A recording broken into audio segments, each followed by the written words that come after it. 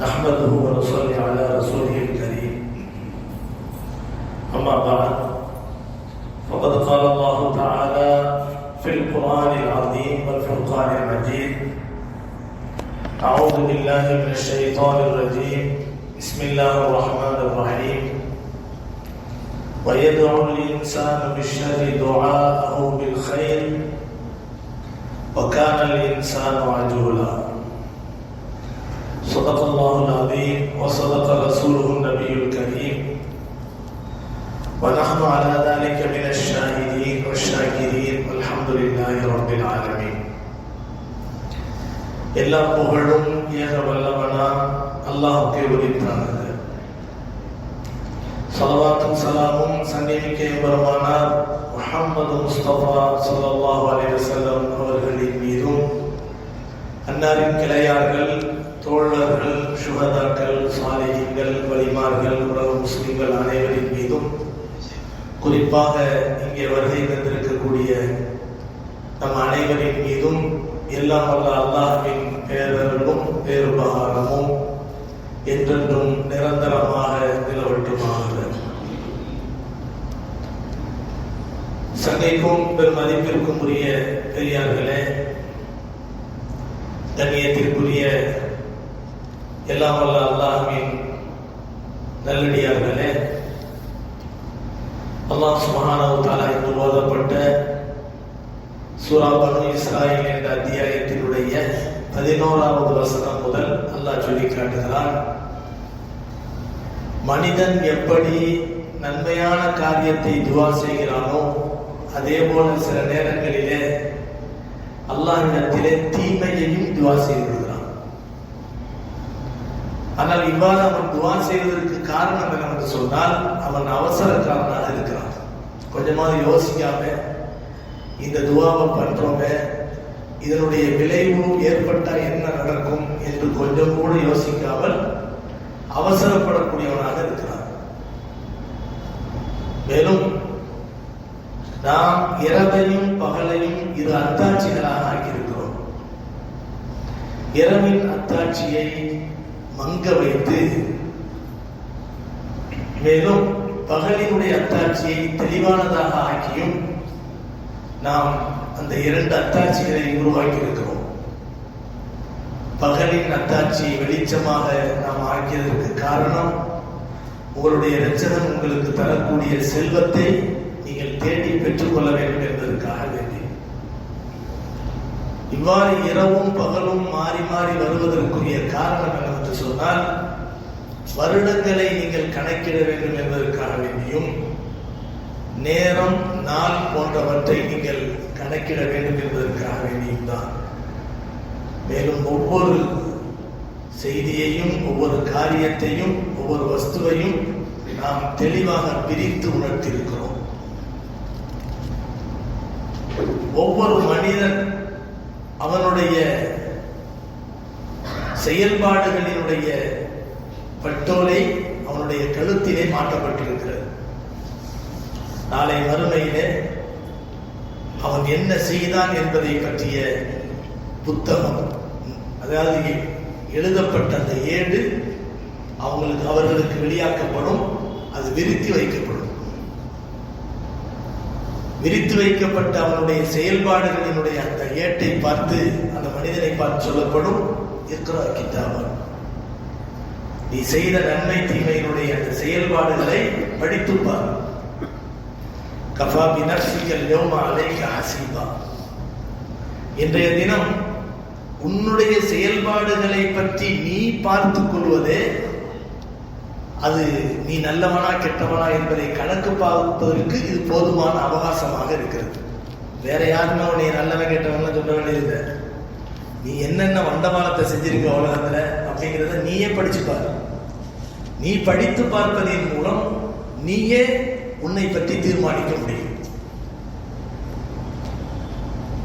அதன் பிறகு அல்லாஹ் சொல்கிறான், யார் நேர்வழி பெறுகிறாரோ, உலகத்திலே யார் நேரான பாதையில் செல்கிறாரோ அது அவருக்கு தான் நேர்வழி. ஒருத்தர் நேர்வழிக்கு வந்துட்டாரு, அல்லாஹ்வுடைய அந்த பட்டியலில் ஒரு ஆள் கூடிட்டாரு அப்படிங்கிறதெல்லாம் அர்த்தம் கிடையாது. நேர்வழியோடு நீ நடந்தால் அந்த நேர்வழியினுடைய பயன்பாடு உனக்குத்தான் முடியாது. யார் வழிகட்டு போனார்களோ அந்த வழிகேடு என்பது அவர்களையே சேரும். நாளை மறுமையிலே தீமைகளை சுமக்கக்கூடிய யாரும் பிறருடைய தீமைகளை சுமக்க மாட்டார்கள். எந்த ஒரு ஆத்மாவும் பிறருடைய தீமைகளை நான் சுமந்துகிறேன் என்று சொல்ல மாட்டார்கள். அம்மா குன்னா முஹத்திபீன ஹத்தா நபஅஸ ரசூலா.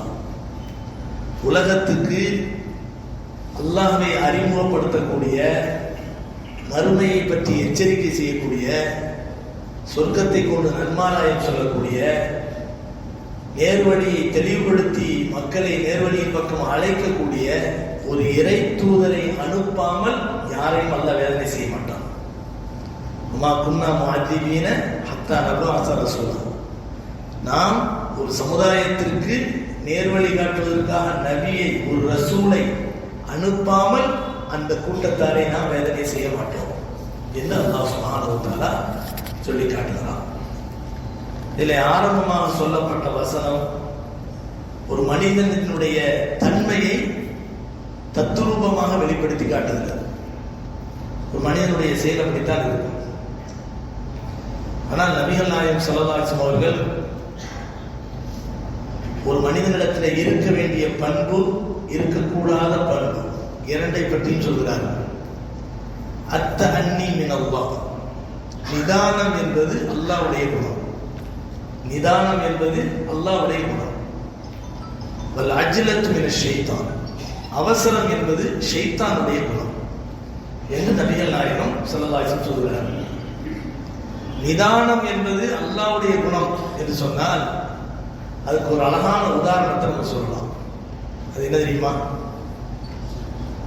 அல்லாஹ் சுப்ஹானஹு வ தஆலாட்ட எத்தனையோ மக்கள் துஆ மாதிரி கேட்கிறாங்க, தீமைய கேட்கிறாங்க. லூத் அலைஹிஸ்ஸலாமுடைய கூட்டத்தார் கேட்டாங்க, லூத்தே, எப்ப பார்த்தாலும் எங்களை எச்சரிக்கை பண்ணிக்கிட்டே இருக்கிறீங்க, நீங்க சொல்றது உண்மையா இருந்தா வானத்திலிருந்து கல்மலையை பொழியுங்கள் பார்க்கலாம் அப்படின்னு சொன்னாங்க. அல்லாஹ் உடனே இறங்கிட்டானா? இல்ல. நூஹ் அலைஹிஸ்ஸலாமுடைய கூட்டத்தார் சொன்னாங்க, நீங்க சொல்லக்கூடிய விஷயம் உண்மையா இருந்துச்சுன்னு சொன்னா எங்களுக்கு மீது வேதனை இறங்கட்டும் அப்படின்னு சொன்னாங்க. அல்லாஹ் தஆலா உடனே இறங்கினானா? நம்மளா இருந்தா என்ன செஞ்சிருப்போம்? அடிச்சு பாருங்க. யாரு என்னை தொற்றுறியா நீ? நம்ம நெருங்கி போவோம். நெருங்கி போனா கொஞ்சம் நிதானிப்போம். அவங்க பேச பேச நம்முடைய உடம்புல ஒரு மாதிரியான சூடு ஏறி கொள்ளாத ஆரம்பிச்சிடும். ஆனா அல்லாஹ் என்ன செய்யல? அல்லாஹ் எல்லா ஆற்றலும் அல்லாஹ்வுக்கு இருக்கு, நம்மள்கிட்ட இயலாமை இருக்கு. இயலாமை இருந்தும் கூட நம்முடைய உள்ளத்துல உருவாகக்கூடிய அந்த வேகம், அந்த கோபம் என்ன ஆயிடுது? ஒரு கட்டத்துக்கு மேல நம்மளாலே சமாளிக்க முடியல, நம்மளே கட்டுப்படுத்த முடியல. அதுக்கு பின்னால வரக்கூடிய விளைவு என்னங்கிறத கூட நம்ம என்ன செய்ய முடியல, யோசிக்க முடியல. பலாம அலைஞ்சிடும். அதுக்கு பின்னால ஜெயிலுக்கு கூட போகக்கூடிய ஒரு அளவுக்கு அவனுக்கு மோசமான நிலைமை உண்டாகுங்கிறது அவனுக்கு தெரியும். இருந்தாலும் அவன் பேசுற பேச்சு அப்படி. ஆனா நாம் இயலாதவர்கள், பலவீனமானவர்கள். நமக்கு அவ்வளவு பெரிய கோபம் வருது, அவ்வளவு பெரிய வேகம் வருது. ஒரு கட்டத்துக்கு மேல நம்மளால நம்மளையே சமாளிக்க முடியாம நம்ம என்ன செஞ்சிடறோம்? அடுத்தால அரைஞ்சிடறோம், அடிச்சிடறோம், ஏதாவது ஒரு வகையில ஒரு காரியத்துல இறங்கிடறோம். ஆனா அல்லாஹ் எல்லா ஆற்றலுக்கும் சொந்தக்காரர். குர்ஆன்ல அடிக்கடி சொல்லக்கூடிய வசனங்கள்ல ஒரு வசனம், இன்னல்லாஹ அலா குல்லி ஷைஇன் கதீர். அல்லாஹ் சுப்ஹானஹு வ தஆலா நிச்சயமாக அனைத்து காரியங்களின் மீதும், அனைத்து வஸ்துக்களின் மீதும் ஆற்றல் மிகுந்தவனாக இருக்கிறான். எந்த காரியத்தை செய்யணும்னு நினைக்கிறானோ செஞ்சிடலாம், அல்லாஹ்னால முடியும். அவனுக்கு ஒரு பெரிய ஒரு மெனக்கெட்டு ஒரு காரியத்தை செய்யணுங்கிற அவசியம்லாம் கிடையாது. அல்லாஹ் தஆலா ஒரு காரியத்தை செய்யணும்னு சொன்னா அதை ஒரு மெனக்கெட்டு ஒரு முயற்சி பண்ணி ஒரு பெரிய ஒரு பாரதூரமான காரியத்தை செஞ்சுதான் அந்த காரியத்தை செய்யணுங்கிற அவசியம் இல்லை. ஒரு காரியத்தை செய்யணும்னு சொன்னா குன் அப்படின்னா ஆயிடும், ஆகு அப்படின்னா ஆயிடும். பிரமாண்டமான நெருப்பு இப்ராஹிம் அலைஹிஸ்ஸலாம் அவர்களை எரிப்பதற்காக வேண்டி பல மாதங்களாக எரியூட்டப்பட்ட நெருப்பு குண்டம். அதை அணைக்கணும்னு சொன்னா ஒரு பெரிய என்னது முயற்சி செய்து அணைத்தாக வேண்டும். ஆனா அல்லாஹ் சொன்ன ஒரே வார்த்தை என்ன? யா நாரு கூனி பர்தன் வ சலாமா அலா இப்ராஹிம். இதான் குன். நெருப்பே கூனி ஆகிவிடு, பர்தன் குளுமையாக ஆகிவிடு, வ சலாமன் நோவினை தரக்கூடிய குளுமை அல்ல, மாறாக இதமான குளுமை. வாழ்வதற்கும் வசிப்பதற்கும் நிம்மதியாக இருப்பதற்கும் தோதுவான இதமான குளுமையாக நீ ஆகிவிடு என்று அல்லாஹ் சொன்னார். குளிர் என்பதும் ஒரு வகையான வேதனை. அல்லாஹ் தஆலா நாளைக்கு மறுமையில கொடுக்கக்கூடிய வேதனைகள் ஒரு வேதனை என்ன? குளிர். குளிரும் ஒரு வகையான வேதனை. அந்த மாதிரி குளிர் ஆயிரத்தி வச்சுக்கங்களேன், இப்ராஹிம் அலைஹிஸ்ஸலாம் இருந்திருக்க முடியுமா அந்த நெருப்பு குண்டத்துல? இல்ல. அல்லாஹ் தஆலா சொன்ன ஒரு வார்த்தை, கூனி பர்தன் வ சலாமன் அலா இப்ராஹிம். இப்ராஹிமுக்காக வேண்டி நீ சலாமத் பொருந்திய நிம்மதியை தரக்கூடிய வசிப்பதற்கு தோதுவான சிறந்த குளுமையாக நீ ஆகிவிடு என்று அல்லாஹ் சொல்றான். ஆயிடுச்சா இல்லையா? ஏதாவது மலையை பேச்சானா, மலையை புளிய வச்சானா நம்ம எப்படி கற்பனை பண்ணுவோம்? டன் கணக்கில் என்ன செய்யணும்? ஹெலிகாப்டர்ல கொண்டு வந்து தண்ணியை ஊற்றணும். அப்படி ஊற்றினாதான் அதை அணைக்க முடியும். அதுவும் கொஞ்ச நேரம் ஆகும். தண்ணீரை கொண்டு அணைத்ததற்கு பிறகும் கூட இந்த சாம்பல்ல இருந்து என்ன செய்யும்? புகை வரும். காலை வைக்க முடியாது, நெருப்பு வரும். 1997 பயங்கரமான ஒரு ஃபயர் ஆக்சிடென்ட் ஆனிச்சு மக்காவில். ஹஜ்ஜினுடைய சமயத்தில் 1997 பயங்கரமான நெருப்பு இருந்தது. ஆயிரக்கணக்கான ஹாஜிகள் ஷஹீதானார்கள். அதில் அந்த ஹஜ்ஜில் நான் அல்லாவுடைய ஒரு பெரிய கிருபை நம்ம இருந்தோம். அந்த கண்ணால பார்த்து உண்மையிலே அல்லாஹ் சுப்ஹானஹு வ தஆலா நம்மளையெல்லாம் உழைக்க வச்சு கொண்டு வந்து அவனுடைய பெரிய கிருபை. இல்லைங்கன்னா நம்மளாம் களிமா சொல்லியாச்சு. சக்கராத்துல என்னங்கிறத அங்கதான் நம்ம உணர முடியும். அன்னார் அன்னார் அப்படின்னு பின்னாலே சத்தம், நெருப்பு வருது, ஓடுங்க ஓடுங்க அப்படின்னு. பாலம் இருக்கு கீழே, இந்த பாலம் பிரிட்ஜ், வேகமா ஓடி வருவோம். கீழே விழுந்து கிடக்கக்கூடிய உடல்லாம் மூத்தா போய் கிடக்குறாங்களா உயிரோட கிடக்குறாங்கன்னு தெரியல. இந்த பக்கம் பஸ் நிக்குது, இந்த பக்கம் பஸ் நிக்குது, நடுவுல சின்ன இடைவெளி, நடுவுல நிறைய பேர் விழுந்து கிடக்குறாங்க. ஆனா யானப்சி நாளைக்கு மறுமையில யாரு எவரு எப்படி இருக்கிறாங்கன்னு கவனிக்க மாட்டாங்க. நான் பிழைக்கணும், நான் தப்பிக்கணும் அப்படிங்கிற எண்ணம் தானே. அதே அந்த அந்த யானப்சி அங்க பார்க்க முடியுது. ஒவ்வொருத்தரும் பஸ்ல ஏறுறாங்க, பஸ்ல ஏற முடியாதவங்க, அந்த அந்த விழுந்து கிடக்கக்கூடிய மனிதர்கள் உயிரோட இருக்காங்களா இல்லையானே தெரியல. யாருமே யாரையும் கவனிக்கல. அவங்க மேல ஏறி போடுறாங்க. ஓடுற ஓட்டத்துல பின்னாலே இந்த நெருப்பு அந்த கூடாரத்துல விழுந்து அப்படியே எரிஞ்சு, அந்த நெருப்பு எரிய ஆரம்பிச்சாலே காத்து அதிகமாயிடும். அந்த காத்துல இருந்து அந்த துணி என்ன செய்யுது? வேகமா வந்து நம்ம மேலே தான் விழுகுது, நம்ம மேலே விழுகுது. அப்ப அந்த ஓடும் நம்ம உயிர் போயிருமோங்கிற அந்த பயம், அச்சம், அந்த நெருப்பின் அச்சம், அந்த பதட்டத்தோடு ஓடும்போது எல்லா பக்கத்துல இருந்து அந்த தண்ணி அடிச்சுட்டு நிக்கிறாங்க. அந்த தண்ணியை பைப்ல இருந்து அப்போ இந்த நாக்கை வந்து இந்த சக்கராத்தினுடைய நேரத்தில் நாக்கை பிடிச்சி இழுக்குன்னு சொல்லுவாங்க பார்த்தீங்களா? அது அங்க உணர முடிஞ்சது. நாக்கெல்லாம் வறண்டு போய் வெளியே நாக்கை நீட்ட முடியல. அப்படியே வறண்டு போய் நாக்கு ஒரு வகையா யாரோ உள்ளே இருந்து ஏதோ ஒரு கொரட்டை போட்டு இழுத்த மாதிரி அப்படியே உள்ள இருந்து இழுக்கிற மாதிரி இருக்கு. அந்த நேரத்துல நாக்குல எந்த பசையும் இல்லை. அப்படியே தண்ணி ஊற்றக்கூடிய இடத்துல போய் வாயை கொண்டு நிற்கிறோம். அதையும் மீறி வேகமா ஓடுறோம். ஓடி போய் அந்த பிரிட்ஜுக்கு நிற்கிறோம். கண்ணியமானவர்களே, அந்த சமயத்துல அந்த நெருப்பு கடைசியா எல்லாம் முடிஞ்சிருச்சு. மாலை நேரத்துல, சாயந்தர நேரத்துல கூடாரம்லாம் எரிஞ்சு சாம்பலா போச்சு. நம்ம கூடாரம் எங்க இருக்குது, நம்ம துணிமணி எங்க இருக்குன்னு பாக்குறதுக்கு தான் வரும். மேலிருந்து ஹெலிகாப்டர்ல தண்ணியை ஊத்துறாங்க. தண்ணியை சரியான முயற்சி. உண்மையிலே அதெல்லாம் நம்ம நாடுகள் மாதிரி இருந்துச்சாக்கு அதை சமாளிக்க மாட்டாங்க. ஆனால் பெரிய முயற்சி செய்து என்ன செஞ்சாங்க? அந்த தீ அணைச்சாங்க. எத்தனையோ பேர் தன்னை காப்பாற்றிக் கொள்வதற்காக வேண்டி மலை மேலே ஏறும்போது அந்த தீ பந்தம் மேல அவர்கள் மேல விழுந்து பொழுது கொட்டத்தை தான் பார்த்தோம். அப்படி அப்படிப்பட்ட ஒரு பயங்கரமான ஒரு, எங்க பார்த்தாலும் எரிக்கப்பட்ட உடம்பு தான் சிதறி கிடக்கிறத பார்க்க முடியும். எதுக்கு இதை சொல்ல வரேன்னா, அவ்வளவு ஒரு சின்ன ஒரு இப்ராஹிம் அலைஹிஸ்ஸலாத்துக்காக உருவாக்கப்பட்ட அந்த நெருப்பு குண்டத்துக்கு இது ரொம்ப சாதாரணம். ஆனா நெருப்பு அணைக்கப்படுது, தண்ணி ஆறு மாதிரி ஓடுது, அங்க போய் நம்ம கால் வச்சா அங்க சொல்லுது. இவ்வளவு பெரிய ஏற்பாட்டிலையும் அந்த நெருப்பு என்ன செய்ய முடியல, சரியான முறையில் அணைக்க முடியல, அங்கிருந்து புகை வந்துகிட்டு இருக்கு. ஆனா இப்ராஹிம் அலைஹிஸ்ஸலாத்துக்காக உருவாக்கப்பட்ட அந்த மாச கணக்கில் விறகுகளை கொண்டு வந்து சேகரிச்சு பெரிய நெருப்பு குண்டத்தை உருவாக்குறாங்க. அந்த நெருப்பு குண்டத்துக்கு பக்கத்துல போய் இப்ராஹிம் அலைஹிஸ்ஸலாத்தை போட முடியாது அவங்களால. மஞ்சனிக் என்று சொல்லப்படக்கூடிய ஒரு வகையான இயந்திரத்தை அந்த நேரத்தில் தயார் பண்றாங்க. மஞ்சனிக் என்று சொல்லப்படக்கூடிய ஒரு இயந்திரம். அந்த இயந்திரம் எப்படி இருக்குன்னு சொன்னா, போர்க்களத்துல பயன்படுத்துறாங்க அந்த காலத்துல. இப்பதான் பீரங்கி எல்லாம் வந்துருச்சு. பீரங்கி வர்றதுக்கு முன்னால் உள்ள காலத்துல அந்த மஞ்சனிக் என்ற அந்த அந்த அதாவது அந்த விஷயத்தை தான் அவங்க பயன்படுத்தினாங்க. அந்த மஞ்சனிக் எப்படி இருக்குன்னு சொன்னா, கீழே வந்து ரதம் மாதிரி இப்படி ஓட்டுற மாதிரி இருக்கும், பிடிச்சிட்டு போற மாதிரி இருக்கும். மேல வந்து ஒரு ரவுண்டா இருக்கும், அதை ஸ்பீடா சுத்தி விடுவாங்க. மேல அதுக்கு மேல ஒரு பாறையை தூக்கி வச்சு ஸ்பீடா சுத்தி விடும்போது எந்த இடத்துல குறிப்பா தூக்கி வீசணுமோ அந்த ஸ்பீடா சுழற்ற சுழற்சியில அந்த கல்லு வேகமா போய் மதில் சுவர்களை உடைக்கும். கோட்டை சுவர்களை உடைக்கிறதுக்கு அதை என்ன செய்வாங்க, பயன்படுத்துவாங்க.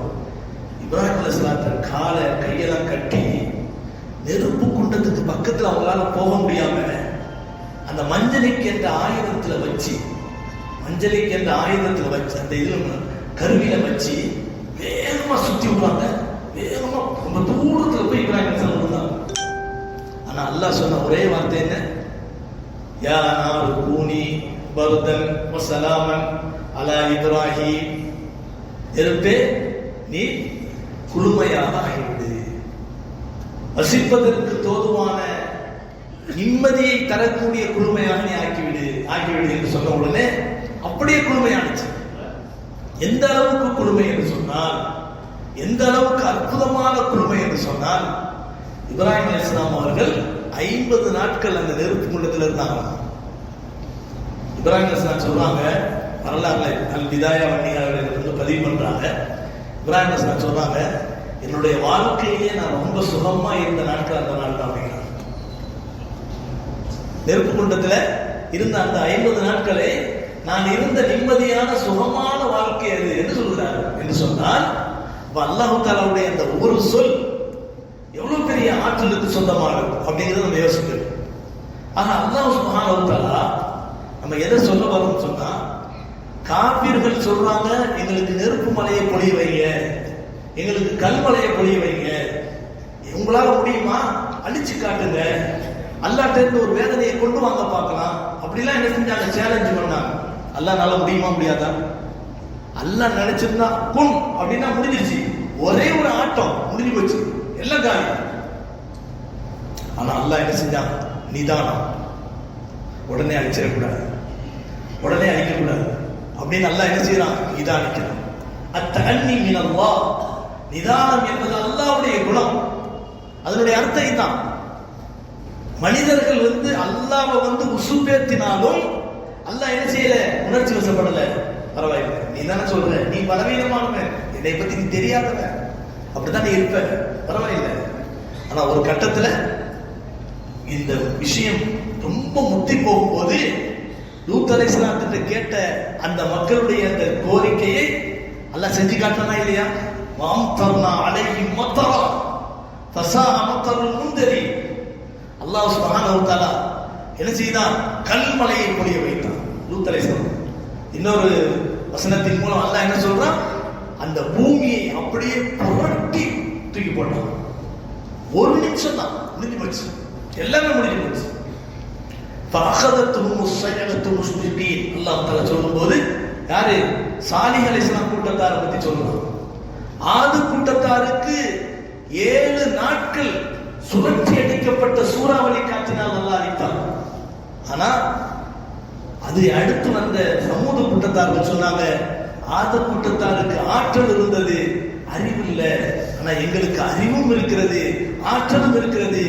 அவர்களை அடித்த அந்த காற்று, சுழற் காற்று இருக்கிறது, எங்களுக்கு வந்தால் எங்களால் தப்பித்துக் கொள்ள முடியும். காரணம் என்ன? நாங்கள் எல்லாம் மலைகளை குடைந்து உள்ளே பாதுகாப்பா உட்கார்ந்துட்டு இருக்கிறோம். இன்னைக்கு சாலிஹ் அலைஹிஸ்ஸலாத்துடைய கூட்டத்தார், சமூக கூட்டத்தார் வாழ்ந்த அந்த இடங்களுக்கு நம்ம போக முடியும். சுற்றுலாக்காணி போறாங்க, பார்த்தா ஆச்சரியமா இருக்கும். வெறும் மலை, கல்லு மலையை குடைஞ்சி என்ன செய்யறாங்கன்னு சொன்னா, உள்ளுக்குள்ள அழகான அறைகளை கட்டி அதிலேயே எந்த விதமான வேலைப்பாடுமே கிடையாது. அந்த கல்லு மலையிலேயே நல்ல அறைகளை கட்டி படுக்கிறதுக்கு இடம், அதே மாதிரி அதுல பொருள்கள் வைக்கிறதுக்கு செல்ஃபு, இது எல்லாத்தையுமே இந்த கல்லையே தயார் பண்ணிருக்காங்க. கல் எக்ஸ்ட்ரா கொண்டு வந்து கட்டல, சிமெண்ட் வச்சு கட்டல, அதையே அப்படி சொரண்டி என்ன செய்யறாங்க, கட்டுறாங்க. அல்லாஹ் தஆலா குர்ஆன்ல சொன்னால, ஃபஸம்முதல்லதீன ஜாபு ஸஹ்ர பில் வாத், அவர்கள் தங்களுடைய அந்த மலைகளை குடைந்து வேலை செய்தார்கள். அல்லாஹ் குர்ஆன்ல சொல்றான். அந்த அளவுக்கு வேலைப்பாடு மிகுந்த ஒரு அறிவாளிகளாக இருந்த இந்த சமூக கூட்டத்தார்கள் என்ன செஞ்சாங்க, அல்லாஹ்ட்ட சேலஞ்ச் பண்ணாங்க. ஆது கூட்டத்தார்களை அழிக்கிறதுக்கு நீ 7 நாள் எடுத்துக்கிட்ட, அந்த 7 நாள் எடுத்துக்கிட்டாலும் சரி, 70 நாள் நீ எடுத்துக்கிட்டாலும் சரி, எங்களை யாராலும் அழிக்க முடியாது. அந்த மாதிரி சூறாவளி காற்று எங்களை நோக்கி வந்தால் நிச்சயமாக நாங்க எப்படி செய்வோம், எங்களால் உருவாக்கப்பட்ட அந்த பலம் மிகுந்த அந்த கோட்டை போன்ற வீடுகளுக்குள்ளே நாங்கள் ஒளிந்து கொள்வோம். நிச்சயமாக எங்களை யாராலும் அழிக்க முடியாது அப்படின்னு சொன்னாங்க. அல்லாஹ் அந்த சேலஞ்சுக்கு என்ன பதில் சொன்னா தெரியுமா? ஒரே சத்தம் தான், ஒரு இடி முழக்கம் தான். ஒரே ஒரு இடி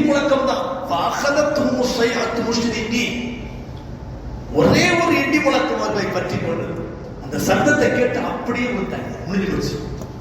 அவனுக்கு 7 நாள் ஆனிச்சு, இங்க 7 நொடி கூட இல்லை, ஒரு நொடி தான் முடிஞ்சு போச்சு. கண்ணியமானவர்களே, அல்லாஹ் எதை செய்ய வேண்டும் என்று நினைத்தாலும் அவனால் நிகழ்த்த முடியும்.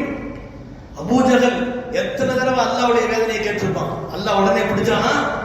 எவ்வளவு நாள் விட்டுருந்தான். இது மாதிரி எத்தனை மனிதர்களை எடுத்துக்கிறங்க, அல்லாஹ்வுடைய வேதனையை கேட்டவங்க எத்தனையோ பேர்.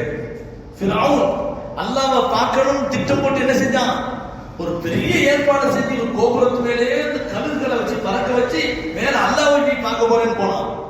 ஆனா அல்லாஹ் அவனை விட்டான். இரு, நீ இறைவன் உன்னை தானே சொல்லிட்டு இருக்க, எவ்வளவு நாள் தான் சொல்ற, இரு. அல்லாஹ் என்ன செய்யலாம், நான் உயர்ந்த இறைவன் அப்படின்னு ஒரு தடவை சொல்ல உடனே அவன் நாக்க பிடிச்சு இழுத்துருக்கான். சொல்ல முடியாம நாக்க பிடிச்சு இழுத்துருக்கான். அல்லாஹ் முடியுமா முடியாதா? அல்லாஹ் தஆலா நிதானமான குணம் படைத்தவன். அல்லாஹ் நிதானமான குணம் படைத்தவனாக இருப்பதால் தான் நாமெல்லாம் இப்படி வந்திருக்கிறோம், நல்லா இருக்கிறோம்.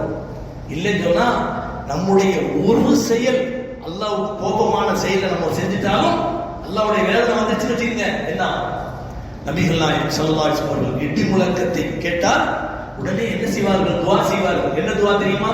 அல்லாஹும்ம லா தக்துல்னா பிகலபிக் வலா துஹ்லிக்னா பிஅதாபிக் வஆஃபினா கப்ல தாலிக். நபிகள் நாயகம் ஸல்லல்லாஹு அலைஹி வஸல்லம் ஓதக்கூடிய துஆ. இடி முழக்கத்தின் சப்தத்தை கேட்டால் நபி அவர்கள் சொல்வார்கள், அல்லாஹும்ம லா தக்துல்னா பிகலபிக், யா அல்லாஹ் உன்னுடைய கோபத்தால் எங்களை கொன்று விடாதே, எங்களை அழித்து விடாதே. வலா துஹ்லிக்னா பிஅதாபிக், உன்னுடைய வேதனையை கொண்டு எங்களை அழித்து விடாதே.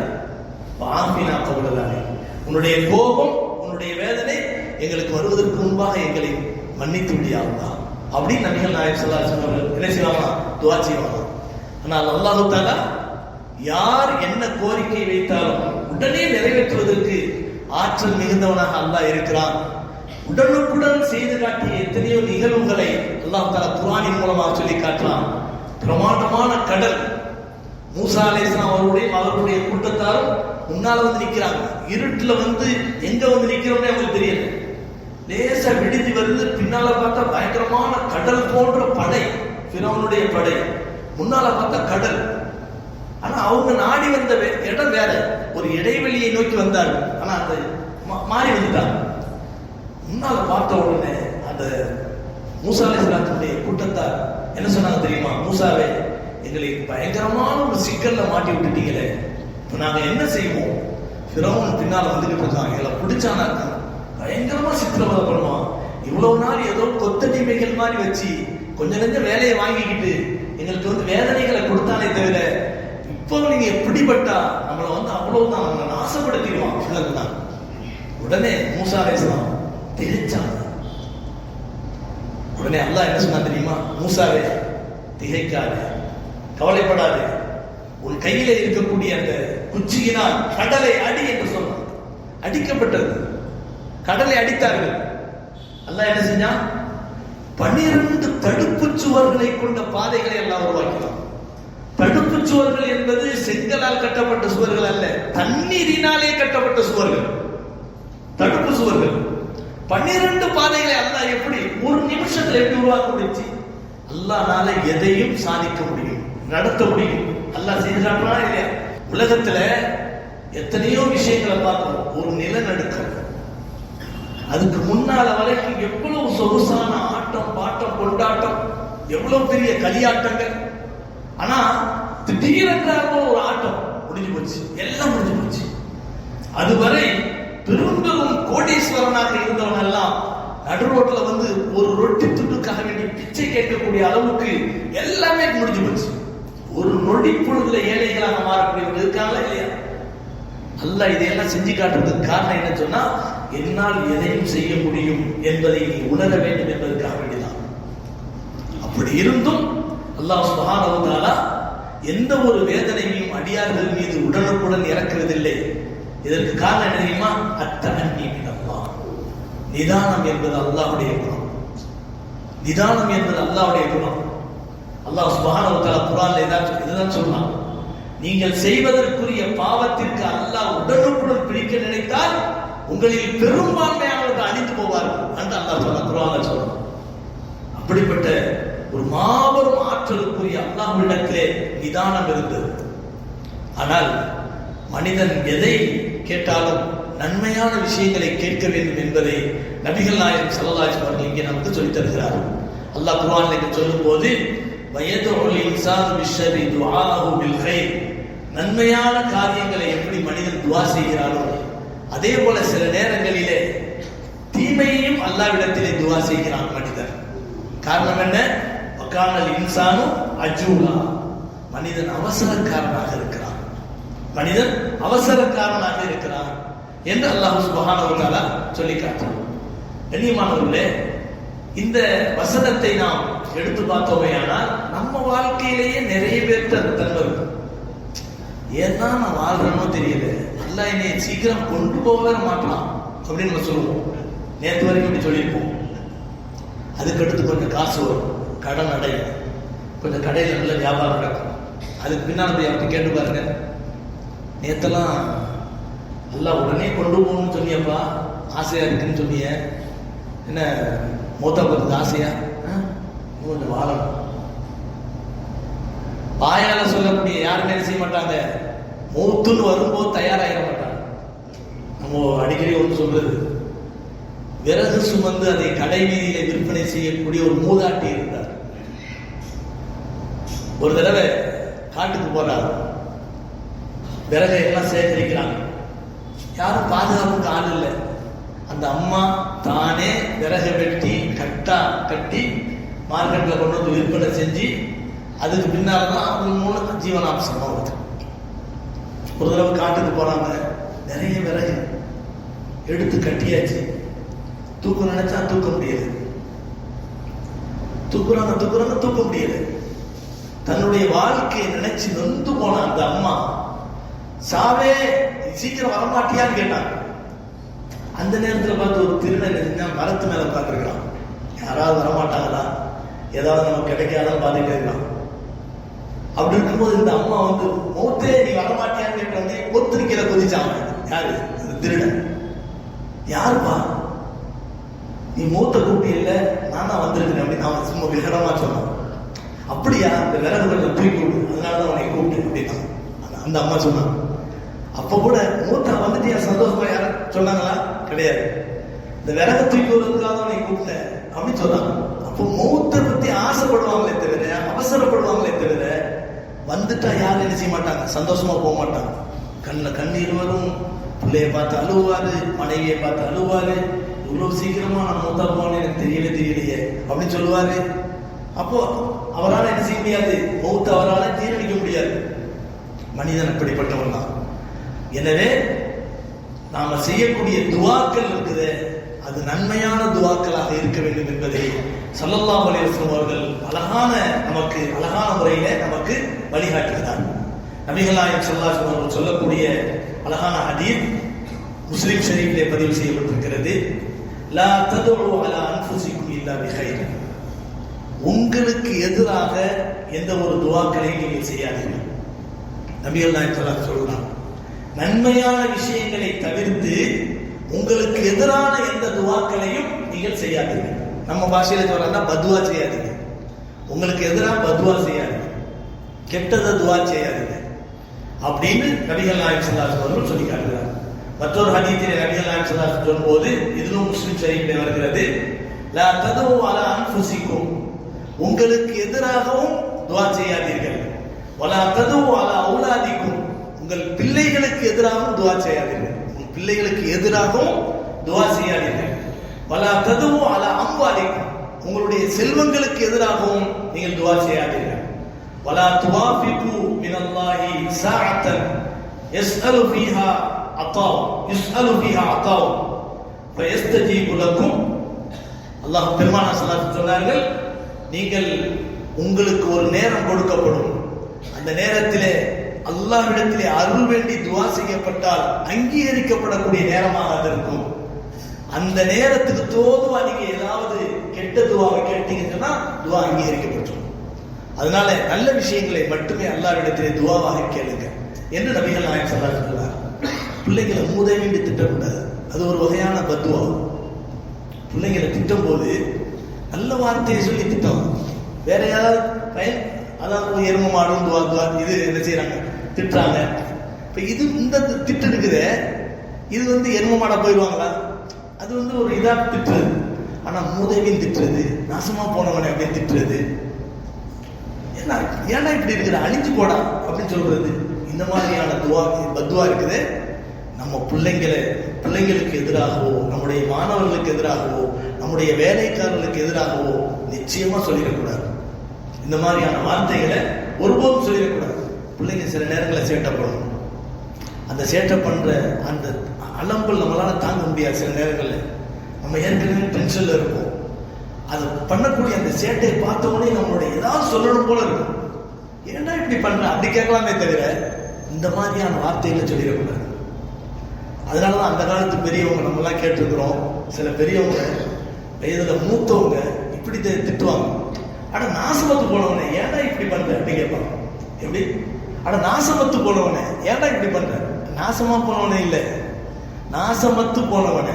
அவனா நாசமா போயிடக்கூடாது, நீ அந்த திட்டு எப்படி நீ நாசமா போயிடக்கூடாது அப்படிங்கிற துவாவை திட்டமா திட்டுவாங்க.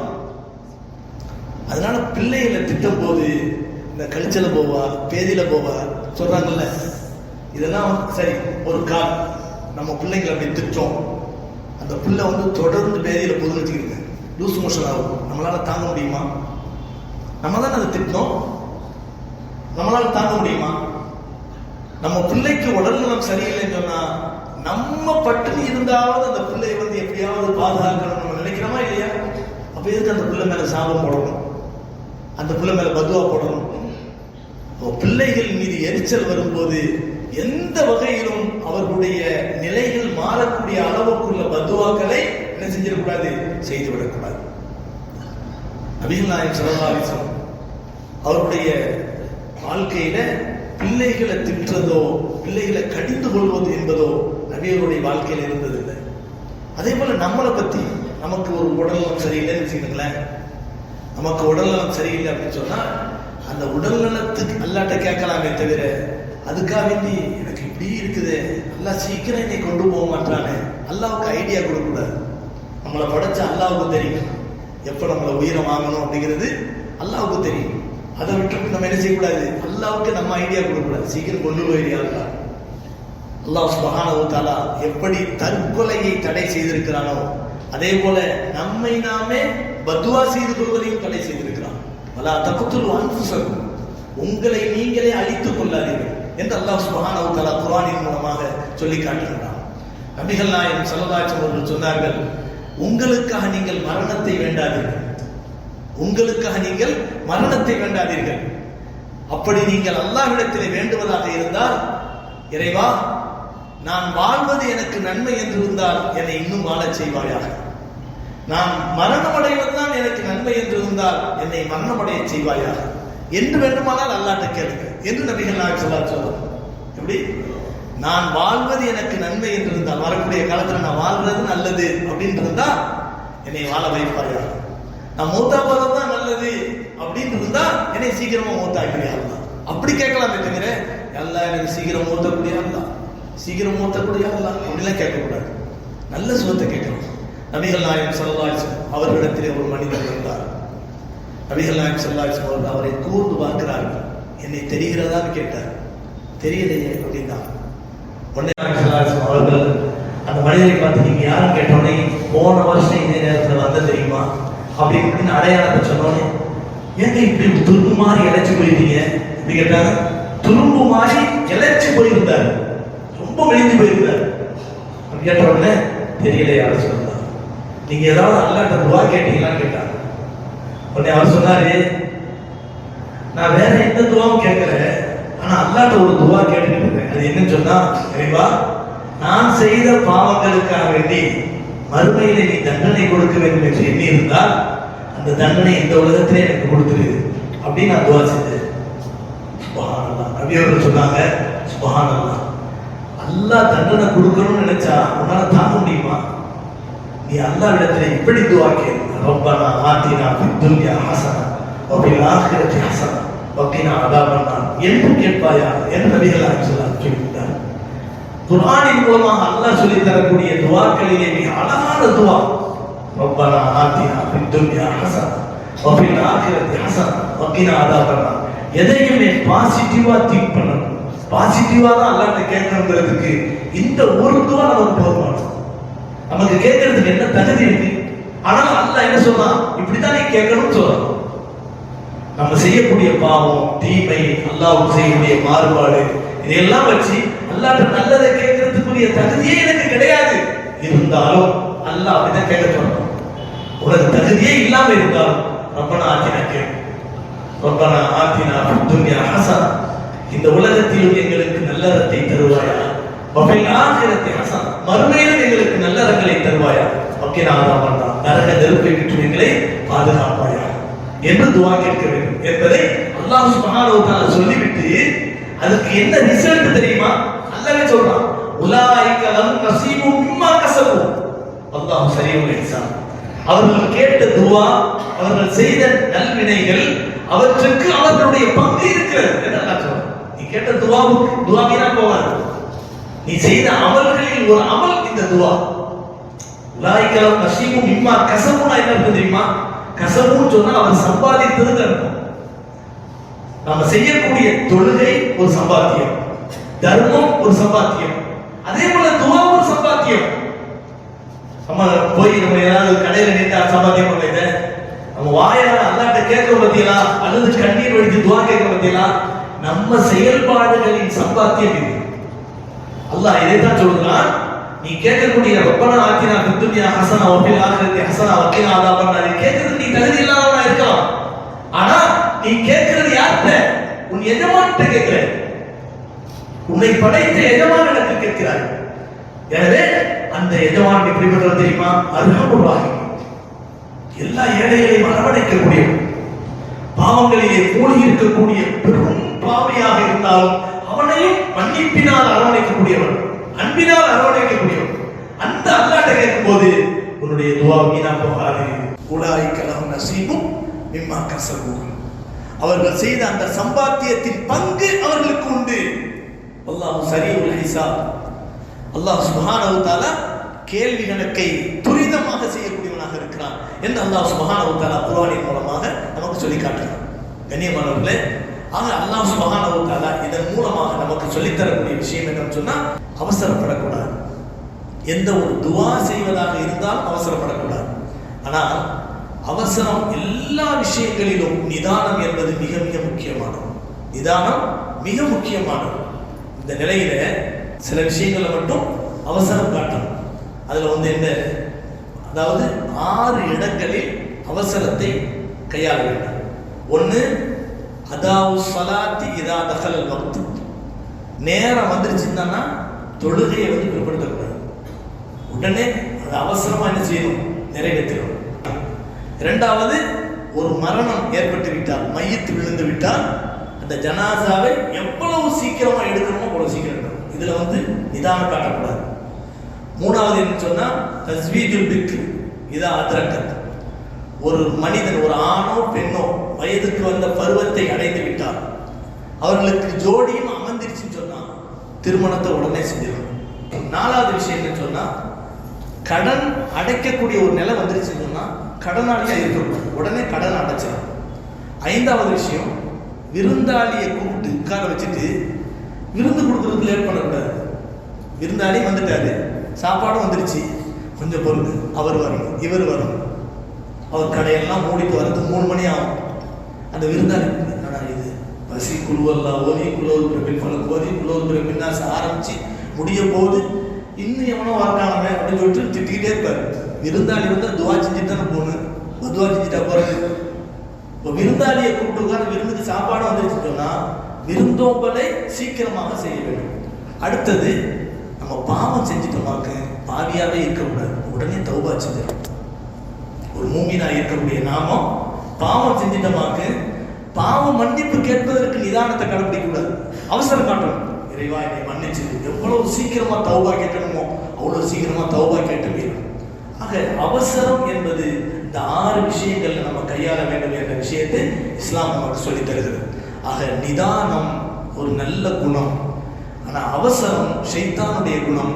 எந்த நிலையிலும் ஷைத்தானுடைய குணத்துக்கு நாம் ஆளாகிவிடக் கூடாது, நிதானத்தோடு செயல்பட வேண்டும். ஆனால் மார்க்கம் சொல்லக்கூடிய இந்த 6 விஷயங்களில் மட்டும் அவசரத்தை கையாள வேண்டும் என்ற விஷயத்தை மனதிலே கொள்ள வேண்டும். அல்லாஹ் தஆலா இப்படிப்பட்ட நல்ல பண்புகளை நம் அனைவருக்கும் தந்தார் புரிவானாக. வாஹிரு தஅவானா அல்ஹம்துலில்லாஹி ரப்பில் ஆலமீன்.